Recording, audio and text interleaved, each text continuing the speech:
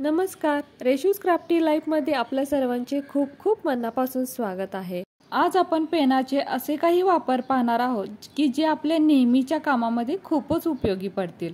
तर इथे मी हा बॉल पेन घेतलेला आहे। तर कधी कधी पेन अचानक उठत नाही, हे पहा। सहसा हिवाळ्यामध्ये पावसाळ्यामध्ये असे पेनाचे हाल होतात।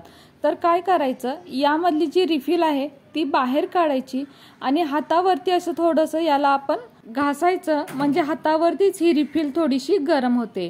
तर अशा पद्धतीने ही रिफिल दोन्ही हातांवरती घासायची आणि त्यानंतर पुन्हा पेनमध्ये टाकायची।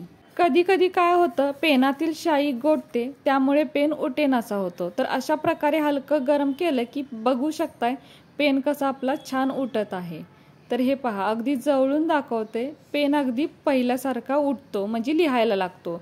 कधी कधी पेन लिहतच नाही, तर अशा वेळेला काय करायचं, हे जे रिफिलचं टोक असतं ना ते थोडंसं गरम करून घ्यायचं व पुन्हा ही रिफिल आपण पेनामध्ये टाकून जर लिहायला गेलो तर हा पेन अगदी पूर्वीसारखा छान लिहायला लागतो। त्यानंतरची टीप आहे सलवार कमीजसाठी, म्हणजे सलवारसाठी किंवा आपला जो परकर असतो त्यासाठी सुद्धा ही टीप अगदी खूप उपयोगी ठरेल। तर सलवार किंवा परकरची आपण नाडी जेव्हा घालतो त्यावेळेला आपण पिनेचा वापर करतो, पण यामुळे आपला खूप वेळ जातो। तर अशा वेळेला पेनाचा वापर नक्की करा। तर काय करायचं, ह्या पेनावरती अशी नाडी ठेवायची आणि यावरती टोपण घालण्याचा प्रयत्न करायचा। तर जसं व्हिडिओमध्ये दाखवलं तसंच करायचं आणि त्यानंतर अगदी बघू शकताय भराभर ही नाडी या पॅन्टमध्ये किंवा परकरमध्ये घातली जाते।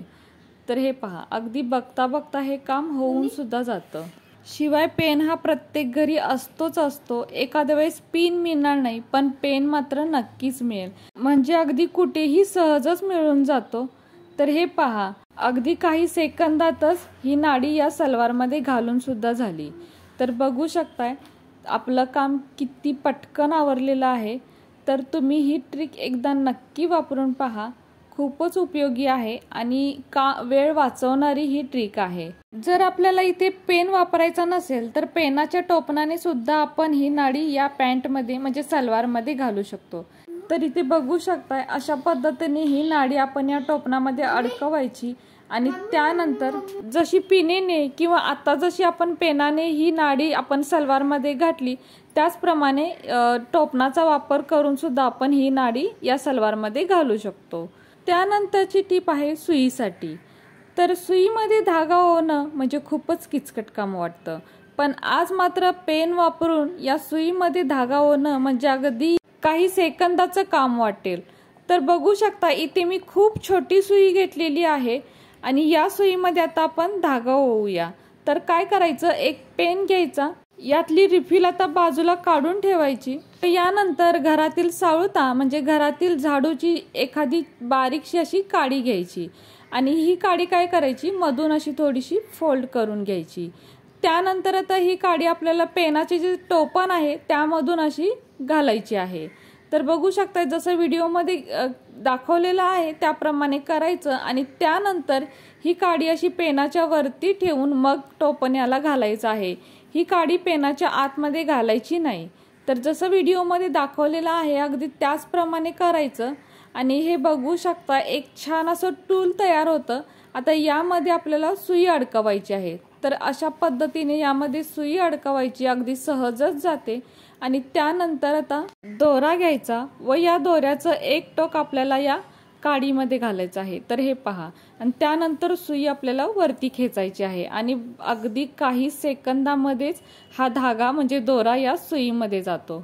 बघितलात ना, किचकट वाटणारं काम पेनाचा वापर करून अगदी काही सेकंदामध्ये होऊन सुद्धा जातं। आता यानंतरचा उपयोग तरी पाहून तुम्हाला खरंच खूप आश्चर्य वाटेल, कदाचित आपण विचारही केला नसेल। तर पुढची टीप आहे ती सुयांसाठीच आहे।